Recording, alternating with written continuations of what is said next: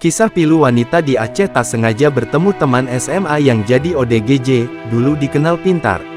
Seorang wanita membagikan video kisah sedihnya tak sengaja bertemu teman SMA-nya tersebut yang kini sudah menjadi seorang ODGJ, orang dalam gangguan jiwa. Momen pertemuan keduanya viral usai diunggah dalam akun TikTok @pikasikumbang.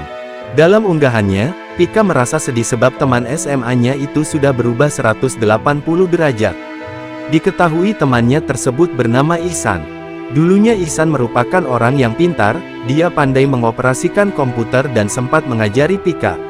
Pika berkata dirinya terakhir bertemu Ihsan sudah 6 tahun yang lalu. Namun waktu berlalu seakan mengubah segalanya, termasuk keadaan Ihsan. Ketika tak sengaja bertemu di jalan, Pika melihat sosok Ihsan kini sudah berbeda dari yang ia kenal. Ihsan diduga mengalami gangguan kejiwaan dan kini hidup menggelandang di jalanan. Pada pertemuannya itu, Pika begitu sedih melihat kondisi Ihsan yang begitu memprihatinkan. Dirinya sempat memberi sekantong roti, namun ditolak oleh Ihsan. Pika sedih karena pemberiannya ditolak, dia pun berniat untuk menjumpai keluarga Ihsan untuk memberi bantuan.